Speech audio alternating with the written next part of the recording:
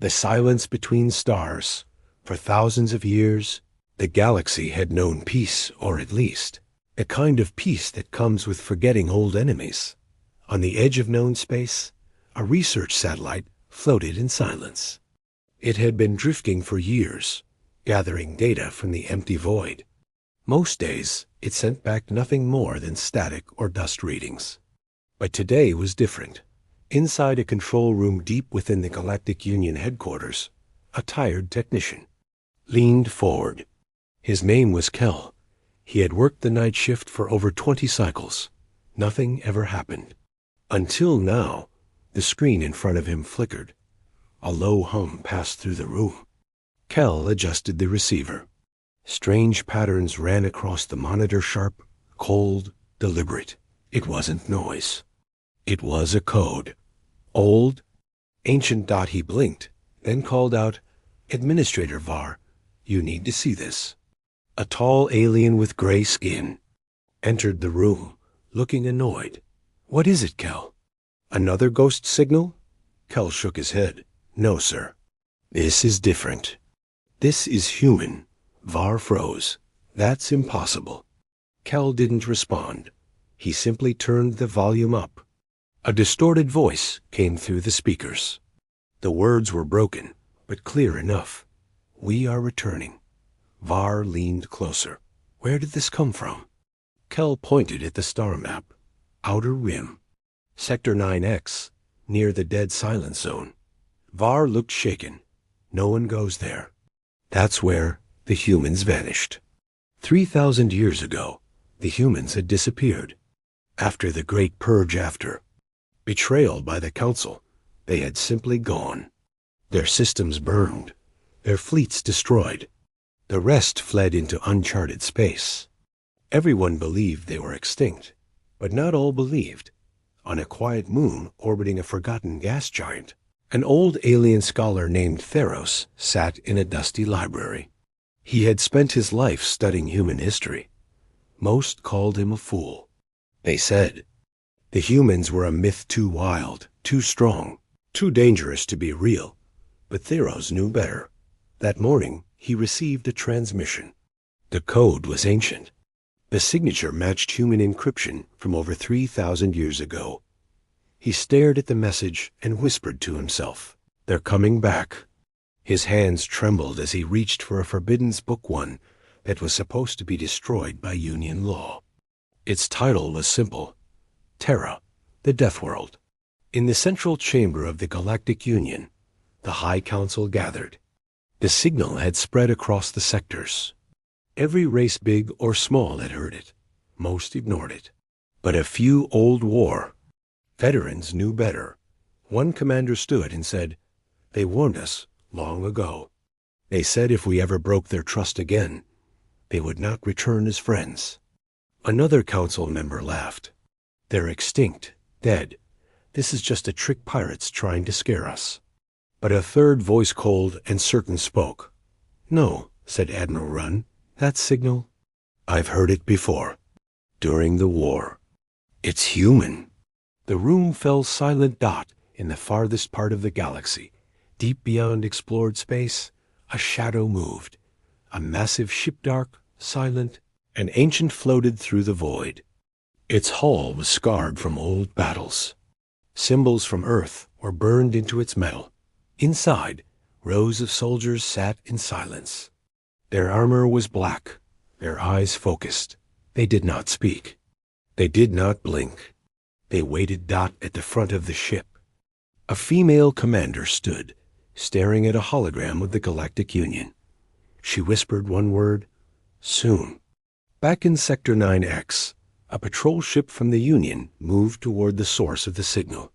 The pilot, a young alien named Jesh, was nervous.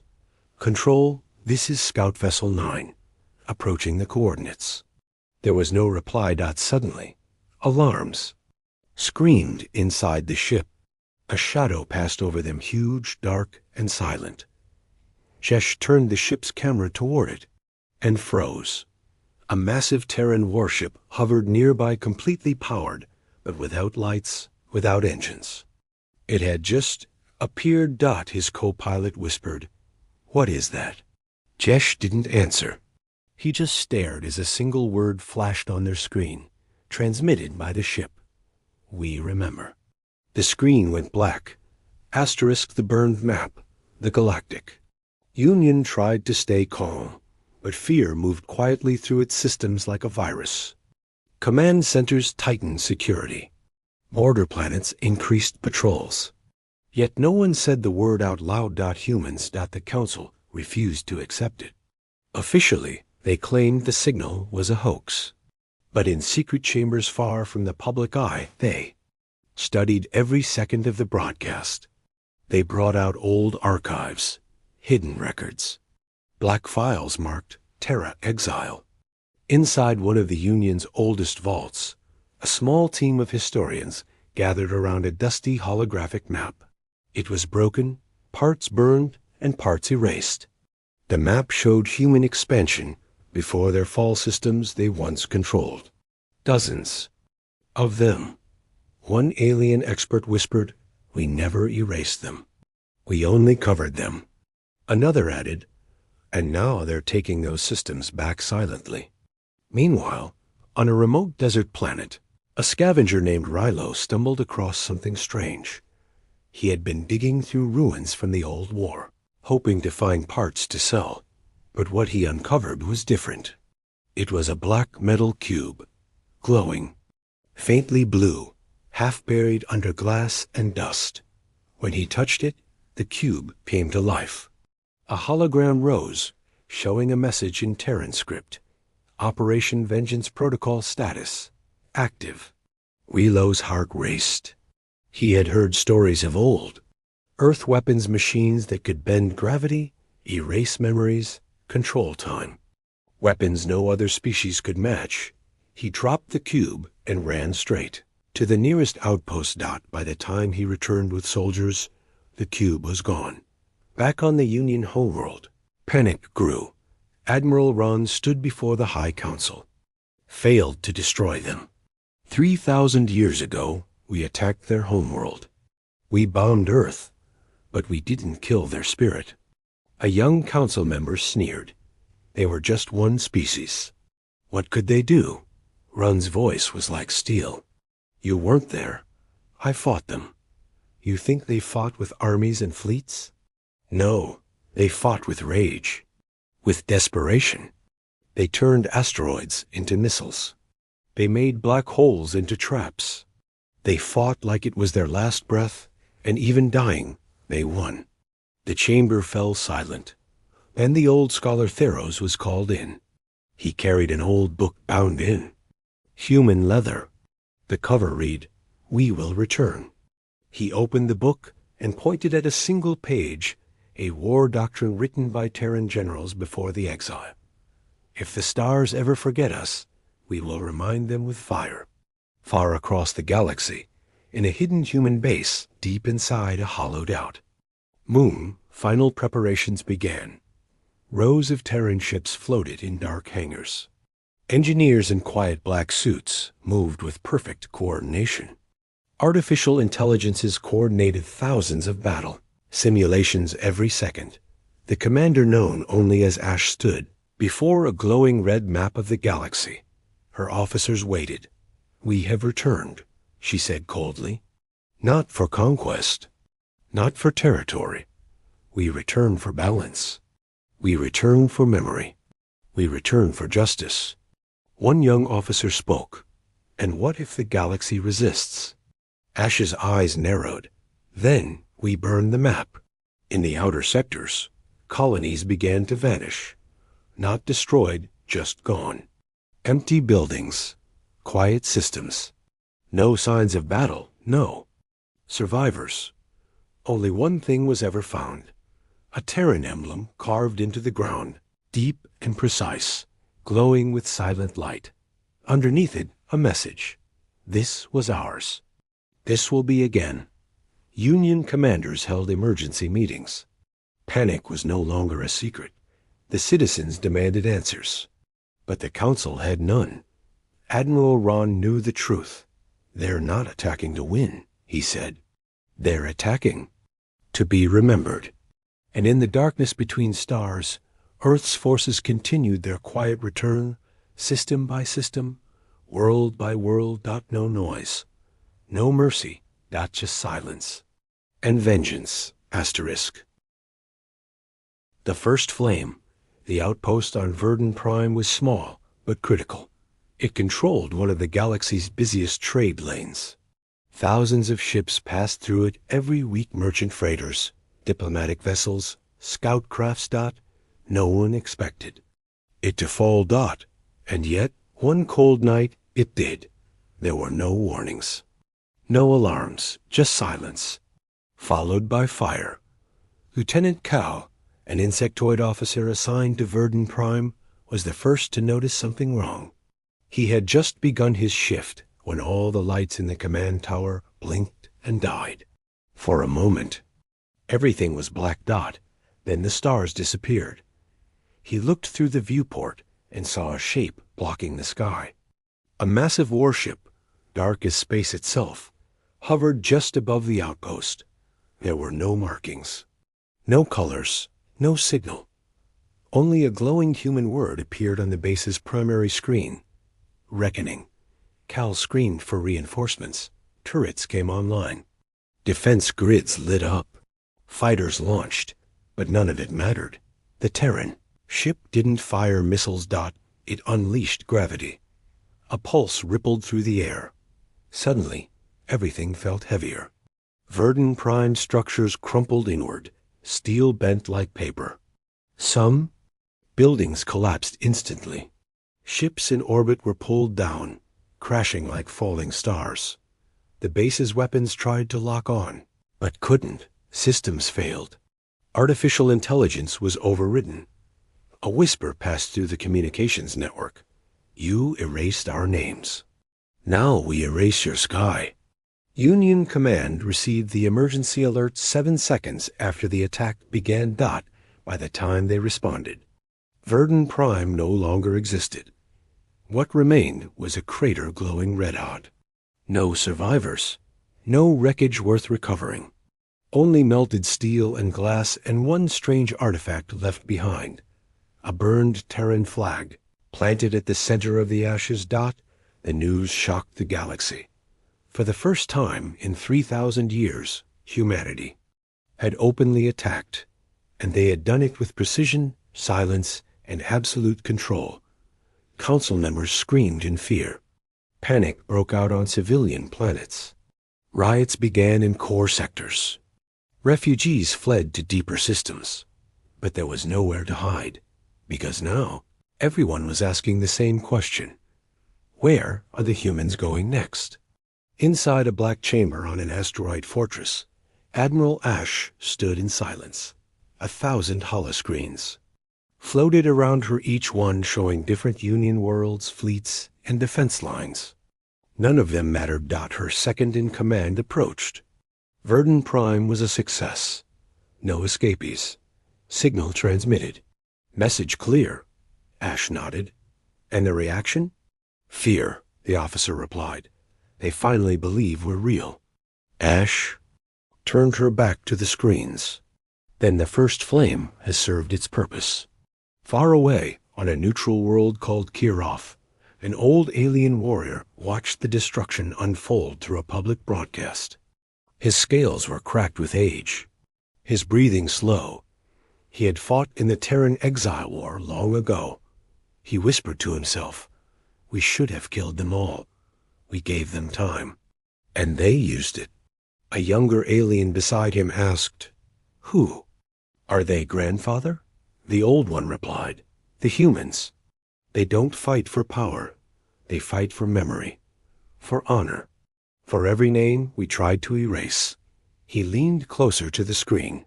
"And they're not done yet."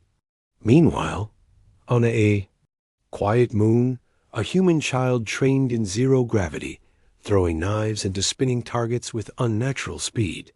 Her instructor watched silently, nodding in approval. Above them, Terran ships moved like shadows, silent, efficient, unstoppable.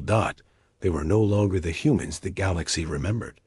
They were something more, and the stars would burn one by 1. The Hidden Armory, the attack on Verdun. Prime had changed everything. The Galactic Union tried to stay strong on public channels, calling it an isolated terrorist incident. But everyone knew the truth. It wasn't pirates. It wasn't rebels.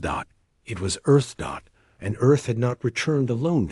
In a deep chamber beneath the Union capital, the High Council gathered in secret.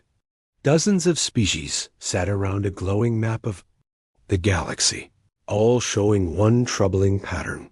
Terran signals were rising quietly in the ruins of ancient outposts.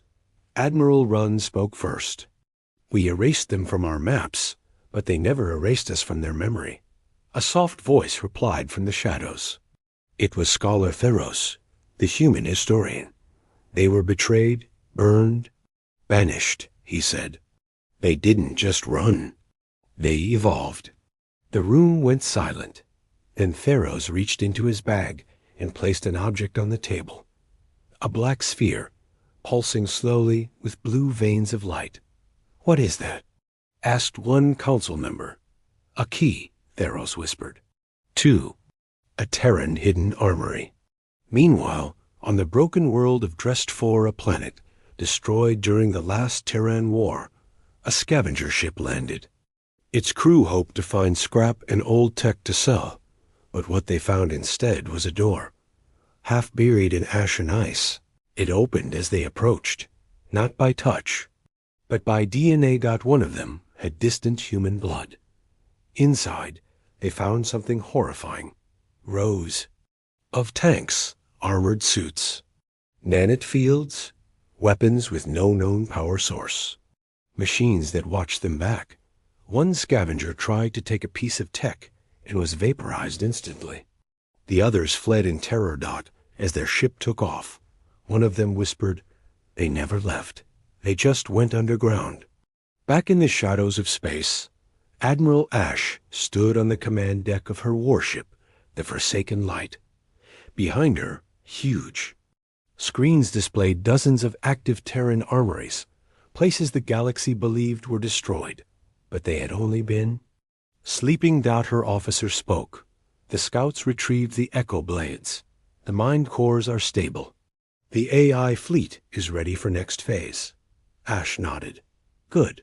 Let the Union panic. Let them try to guess our moves." She paused, eyes sharp. "They still don't understand." The officer tilted his head. "Understand what, Admiral?" "That we never planned to win with numbers," she said quietly. "We plan to win with memory." Elsewhere, on the edge of known space, an alien spy met with the Union's intelligence command. He slid a small crystal chip across the table. "This came from Sector X-47, he whispered. "Your old war zones. The humans are there, digging up old machines, things we don't understand." Union officers leaned in. One asked, "How long until they activate more?" The spy replied coldly, "They already have." The officer asked, "Why help us?" The spy looked away. "Because I saw one. Just one Terran soldier. And that was enough." In the darkness of deep space, near a collapsed star, a fleet of black Terran ships floated silently. Each one had no crew, no engines. They were AI-controlled hunters, built 3,000 years ago, waiting for one command: awaken. And now they were awake. One final signal reached every council homeworld. It was simple. No threats, no demands, just a sound, the heartbeat of Earth. And beneath it, a message burned onto every screen: "You buried us, but we buried weapons. Let's see who digs deeper." The world they called home. For centuries, Earth had been nothing more than a myth. The official story said it was destroyed, turned to ash, in the final wave of orbital strikes during the Terran Purge. The Galactic Union had classified the sector as lost space. No one went there. No one returned. But now, Terran forces were appearing across the stars, and the Council wanted answers. So they sent a long-range scout probe toward the old Terran System. It never returned. Then they sent a stealth ship one. Of the best in the Union Navy. It barely escaped. Inside Union Command, the pilot of the stealth ship stood shaking. He had been pulled from deep stasis after surviving a sudden power blackout mid-mission. "Tell us," Admiral Run demanded. "What? Did you see?" The pilot's voice trembled. "Not Earth." "What do you mean?" He looked up, wide-eyed. It wasn't just a planet. It was alive, surrounded by metal. "It saw me." The room fell silent. "What do you mean it saw you?" He whispered. "A planet locked eyes with me. Back in deep space, at the edge of Sector 00, Earth. Hovered in silence. But it wasn't the Earth they remembered. The blue-green world was still there, but it was wrapped in a vast mechanical shell. Giant black rings orbited it, shifting slowly, humming with energy. Massive satellites blinked across the surface like stars. Swarms of drones moved like flocks of birds in high atmosphere. It was no longer just a planet. It was a living fortress. Construct built over centuries, controlled by AI minds. Protected by walls of energy taller than moons, the humans had turned Earth into a machine god world. Inside one of the orbital cities, children trained in advanced zero-gravity schools. Their instructors were both human and AI. Language, science, and war were taught as one dot in a chamber below. A team of Terran engineers stood before a massive star core reactor. "We are now 92% energy self-sufficient," one reported. Their leader nodded. "Begin planetary pulse shielding. Earth must remain unseen until we allow it to be seen." But it was already too late. The stealth ship's escape had revealed Earth's location to the Union. Across the galaxy, panic broke out. If Earth wasn't destroyed, what else did they lie about? People asked. Union media tried to downplay it. Terran homeworld detected, but appears inactive, they claimed. But those who had seen the footage knew the truth. The planet wasn't inactive. It was watching, waiting. The Council launched a massive surveillance array toward Earth. As it moved closer, it detected something impossible. A message broadcast directly into their core system, bypassing encryption, cutting through every secure channel. It was only 5 words. "You shouldn't have looked back." Moments later, the entire surveillance network collapsed. All data erased. Inside the Council war room, alarms screamed. Systems glitched. Screens cracked from internal overload. Theros, the old scholar, stood silently. "I warned you," he said. "Earth is no longer just a world. It's a memory made solid. A graveyard built into a fortress." Admiral Ron clenched his fists. "If they still have Earth, then they still have a command center." Theros shook his head slowly. "No, they have a home. That's the difference. You have stations, fleets, and files." He looked out the window, voice grave. "They have blood, soil, and ghosts. And every ghost remembers your betrayal." Meanwhile, on Earth's surface, beneath mountains carved by war, a vault opened. Inside was a single object, a flag. Old, burned, tattered. It was lifted gently by a woman in black armor. She stood tall, holding the forgotten symbol of her people. A voice behind her asked, "Commander Ash, do we raise it?" She nodded. "It's time the galaxy remembered who we are." As the flag of Earth rose into artificial daylight for the first time in 3,000 years, one thing became clear. This was not forgiveness. This was declaration. Asterisk, the broken alliance. The Union finally understood the truth. Earth had not been destroyed. Humanity had not forgotten. And vengeance was no longer a whisper.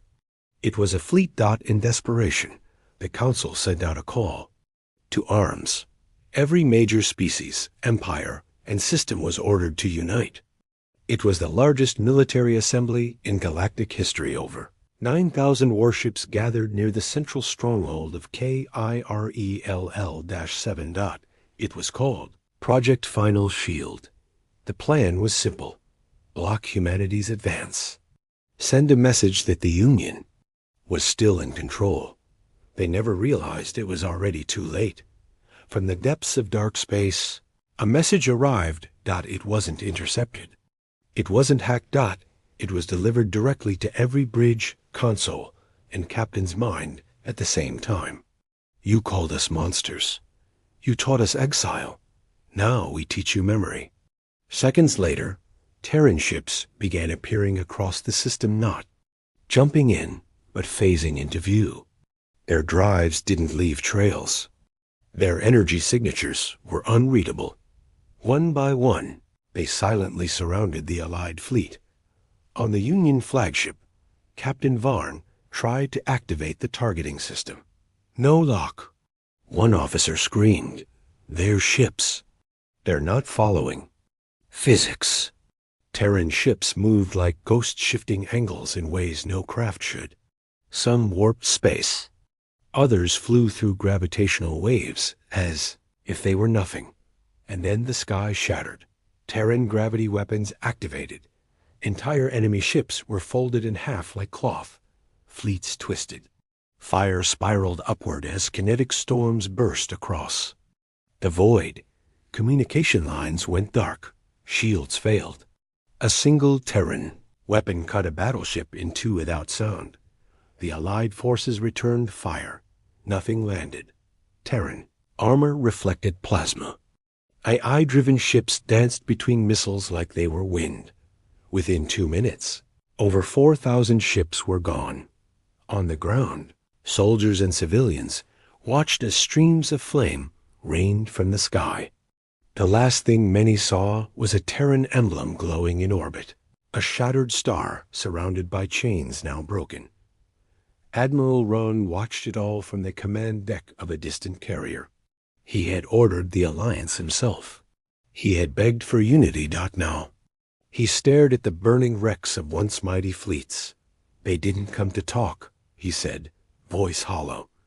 They came to erase. Inside the Terran command ship Judgment, Admiral Ash stood without emotion. Status? She asked. Her officer responded, 72% of Union fleet destroyed.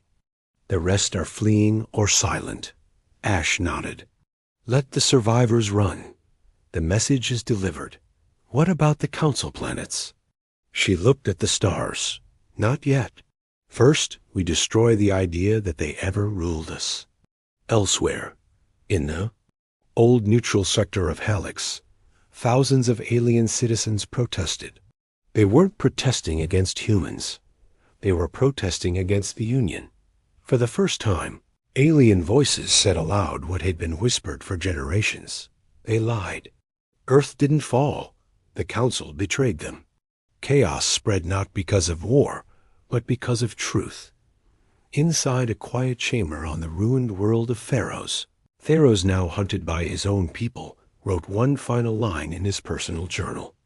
The stars turned their backs on Earth, and now the stars burn with shame. Back in Terran space, a fleet of Titan-class warships waited.